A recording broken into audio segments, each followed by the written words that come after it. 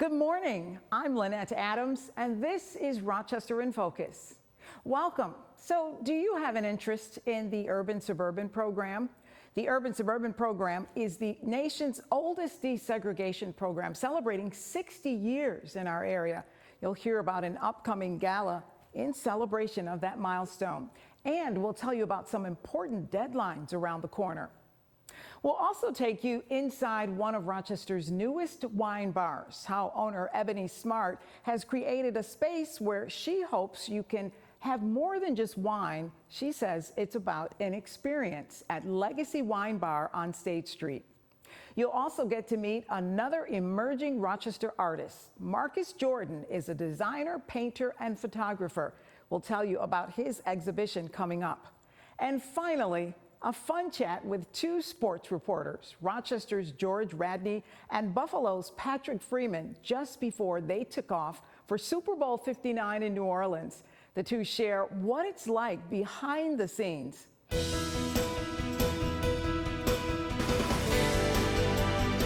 There are some exciting things happening with the Urban-Suburban Program in Rochester. And joining me to talk about it, Felicia Smith, who is the program director. Welcome. Thank you very much. Nice to have you here. 60 years. Let's start there. This is the 60th anniversary of the Urban-Suburban Program. And we were talking earlier, it has really grown just in the last decade, right? Absolutely. So when we celebrated 50 years in 2015, we were 7 districts, and today we're 14 districts. Wow. So that means there's a lot of interest in the Urban-Suburban Program. Talk about the benefits of this program for students, for parents, for school districts. So it's a win-win. It's first of all, it's voluntary. Districts voluntarily participate, and families voluntarily participate. Right at the onset, there's like an interview. The students and the families are interviewing the districts and vice versa, and they're learning about urban-suburban. It enriches all of our communities. It really does break down walls and breaks down barriers.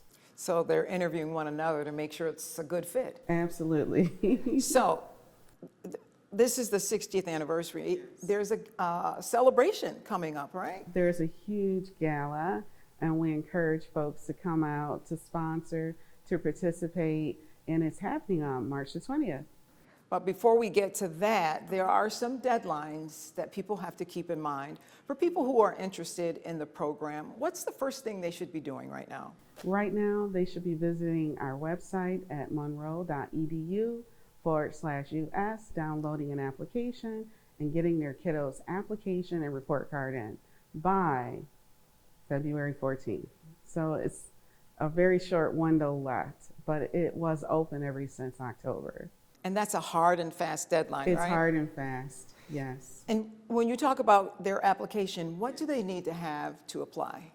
So primarily just to qualify for the program, you have to, number 1, live in the city of Rochester. Number 2, your student needs to attend a city public, private, or parochial or charter school. And they have to be in grades pre-K 4 up to the 8th grade. What are the things that families should know about the Urban-Suburban Program? One thing I know is it's not just about the student, but it's also about the parent and the parent's involvement, right? Parental involvement, it's the heartbeat of our program. It really fortifies and it strengthens the journey. Urban-Suburban takes the journey with the family, so it's so important that the parent is truly invested and becomes a part of that journey and a part of that district, and they're the biggest advocate for their student. So that success happens really because of the parental involvement. So talk about what happens. Okay, you get your application in on the 14th. What happens from there? So we close the window and we start to get all of the records to prepare for a district level review by the supporting districts. And then you kind of walk families through what happens up until the start of the next school year. We're talking about applications for next school year, right? That is correct. So when you apply right now, it's to be considered for possible placement in a district starting September the 25th. And once you're invited and you accept the invitation, we take that journey with you and your student right through graduation. So you remain in that district right through graduation and you don't have to reapply. So do parents or families get to choose the district? Unfortunately, they don't. It is voluntary, so the family will be called and the information shared that they're invited to the interview.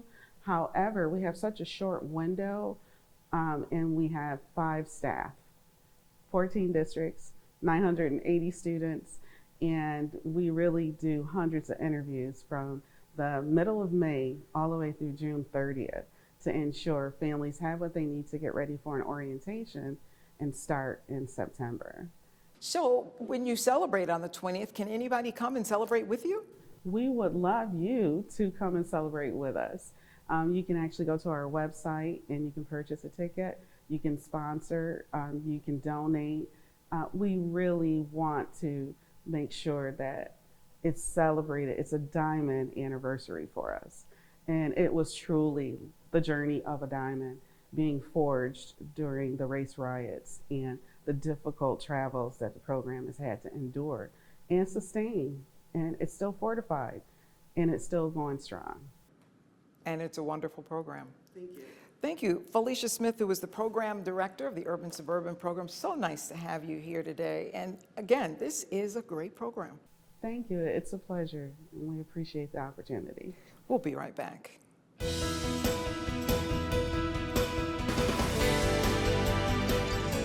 Last year on Juneteenth, the Legacy Wine Bar opened, and it has been chugging along since then.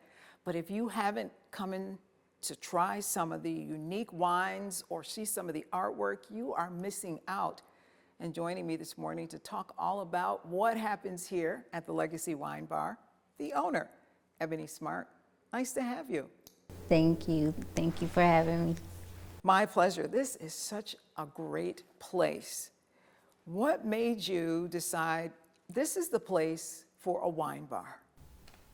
Well, I wanted to bring something or create something here downtown Rochester to have something for like hardworking individuals like me to come down, and that could be more accessible right downtown. After I get off of work, I can come down and have a good time, relax, and just take a load off of whatever the day brought to me. Or so that was my main goal, is to bring something here where you can come and relax, feel welcome.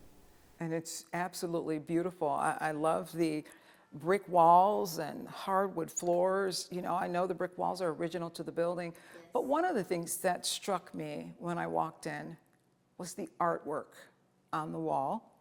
And I know that it's the artwork of Prince Will Robinson. We just talked with him recently on Rochester in Focus, an exceptional artist, and I see it all over. Why?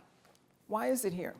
Well, I really wanted to bring expression to this place. I wanted to create a space where it's for artists, Black artists and musicians to be able to have an opportunity to showcase their talent here in Rochester.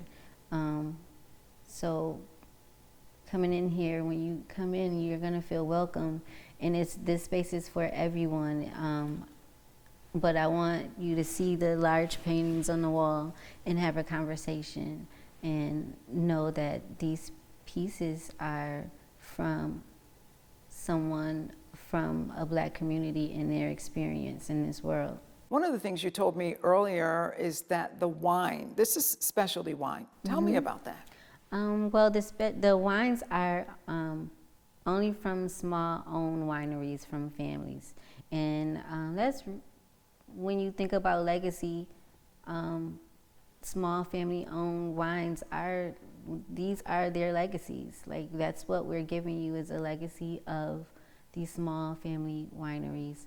And I'm just happy to be able to give them more exposure, because a lot of the small family wineries are not in like big markets where you're gonna find at a grocery store or a liquor store. And I know that you have a lot of things going on. One of the things we talked about was paint and sip. That's something that is very popular in the Black community. Yes. Talk a little bit about that. So we do paint and sip. The paint and sips are, it's more of a, like, the instructor helps you paint a glass, a wine glass, instead of the canvas, and you could paint anything that you want to paint on this wine glass because it's for your memory. And I get a lot of people enjoy that. So we have that once a month. We'll be starting that back up in March. And then we also have karaoke. We do karaoke night every other Wednesday with Yolanda Smiles. She's a comedian in here in Rochester. And also live music. People can expect live music also. Yes. On the weekends. Yes, on Fridays is live music. So it could be live jazz, it could be maybe soul, live soul music. So it could be a variety of things, but it'll definitely be live jazz on Fridays. We also will be starting First Fridays with DJ Site. So that'll be coming up next month.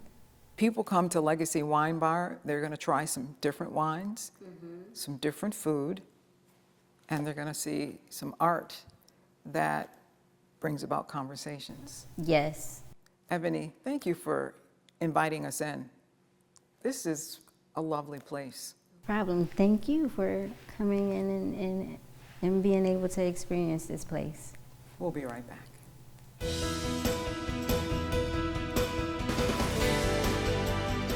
If you've never heard the name Marcus Jordan, it may be because you're not in touch with pop culture, but he's designed outfits for rap artists. He's done photography for a popular music festival. And on February the 7th, you'll get a chance to see his artwork. Marcus is joining me now to talk about all the things you're hoping to do in the Rochester art community. Thank you for joining me. Of course. So let's talk about what's happening at Capacity first. We have a couple of examples of your paintings. Talk about that show. Yeah, for sure. So Capacity has been around since I was in high school. I used to come around at Park Ave, the original location, and they now have created spaces for artists to showcase their art. You're able to rent the wall. Everyone comes through for First Friday, and you're able to have a place to show your art, a place for people to come and see it, talk to you personally, really get to know the artist, and then actually buy your art as well. So as I mentioned, you're a clothing designer, you're a photographer, and an artist. So I'm trying to bring all of them together. I'm really trying to help the community of Rochester grow and build and flourish as I think it can. You know, you mentioned to me that you've traveled extensively, but you often heard negative comments about Rochester, Yeah. and that's sort of what brought you back. Talk about Yeah, that. for sure. I mean, a lot of people know that Rochester can be a violent city for sure, but I just think that there's so many aspects to this amazing city that we call home that aren't touched on, that should be, you know, have a light shined on them. So I'm trying to do anything I can to do that. There's a lot of violence and stuff that goes on here, but there's a lot of other aspects to our city where, you know, there's a lot of young creatives starting to really flourish here in Rochester that haven't really gotten a chance to be out like in the community as much. They definitely do events, but I just want more people to have the same opportunities that I had. How challenging was it for you as a young artist in Rochester? It was difficult for sure. I mean, there's not a lot of places like this where you're able to come together and have young artists, older artists, legendaries, photographers, stuff like that, be able to like teach and learn the next generation. That was one thing I noticed in Miami and in New York, that they have these sort of hubs of young creatives. There's LNF in Miami, there's Bowery Showroom in New York City. So I really think that Rochester should have one. Now, how did you get started? You started, I think you told me, as a model, Yeah. not even doing any of your Nope. art. Yeah, I actually started by around 18. I did some work for Rochester Woman magazine. I would walk in their wedding shows, and then as I got more comfortable with myself and more confident, I started to reach out to brands. The first brand that I ever worked for that was a major brand was out of LA called Young and Reckless. So how did you transition from that side of the camera to behind the camera? So photography has always been like a part of my life. Both my grandparents worked at Kodak. So growing up, film was everywhere, you know. My grandfather taught me the aspects of film, how to shoot, the composition of a shot, you know, what makes it unique to every other photographer out there. So I just keep that close to me because he's no longer here, my grandfather, so I just use that as a way to like stay close to him and stay close to like what matters to me. So I know that you're doing the photography, but this art show is a big part of you too. How would you describe your art and what people are going to see? For sure, it's definitely grungy. It's definitely going to catch your attention. Try to use bright colors, mixed media. Really try and not limit myself to just one type of medium. Graffiti was really big in my like artistic career growing up. My mom would take me to New York City and we'd go visit 5 Points. It's no longer a place, but it was a place, it was a legal wall in New York City where artists, graffiti artists from all over the world would come and paint murals, and you could watch them paint. I used to just sit there for hours just watching guys paint. It's awesome. It's really cool. And people can come on Friday, February the 7th, Yep. and check it out for themselves. Absolutely. It's capacity at 127 East Avenue from 5 to 9. You can see Marcus Jordan's art for yourself. And we'll be right back.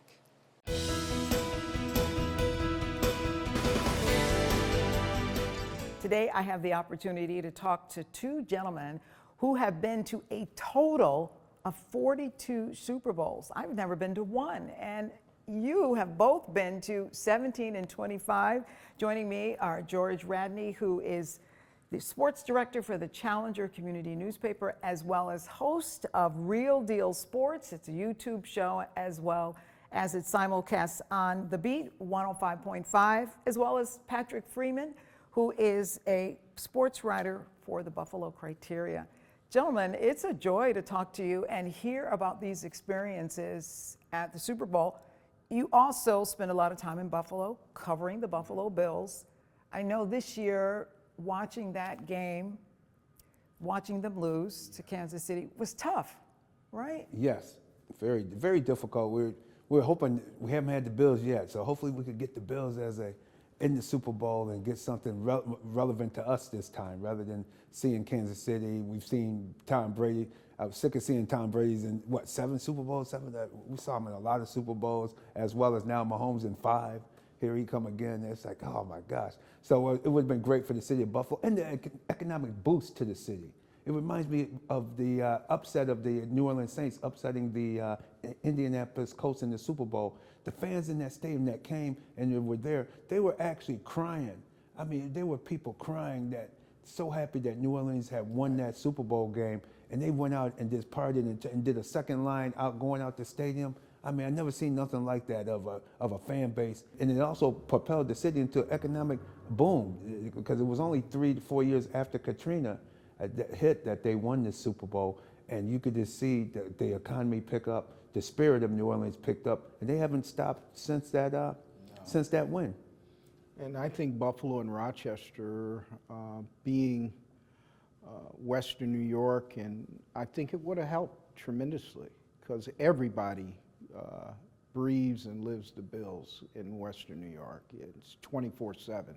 And I thought this was a good opportunity for the Bills. This is I thought they matched up well against Kansas City, better than I thought they matched up against the Ravens. The Ravens, I thought, were probably the best team in the AFC as far as personnel, but the Bills had a chance, and they played well this year. With the changes they made, we did a show out of Houston at the beginning of the year, and we told them, hey, McDermott teams play hard. I'm not going to tell you where they're going to end up, but they play hard, and they're going to compete each and every week. And I think if the Bills, a couple of plays would have went their way Sunday, we would be talking about a Bills Philadelphia Super Bowl. So, do you want to make a prediction for next year?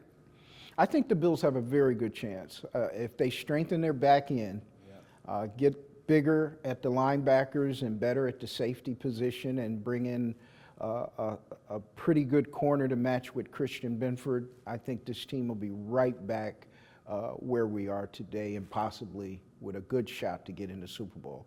Just give people a sense of how you feel about having had this opportunity to go to the Super Bowl as many times as you have and heading back.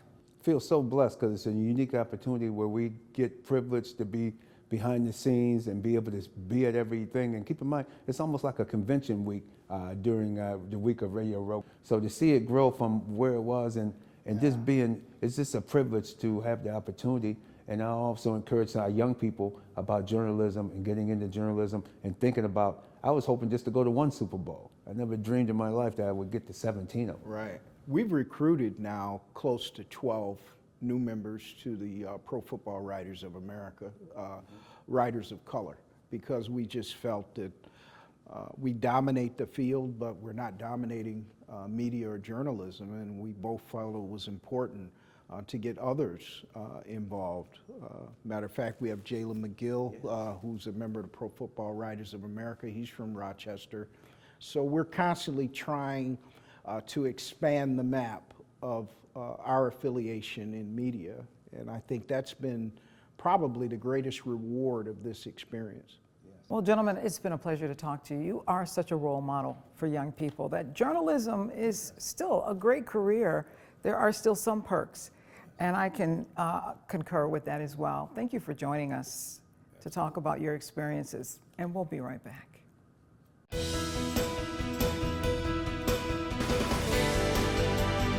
Thank you to all of my guests today. If you would like to join us as a guest on Rochester in Focus, we'd love to hear from you.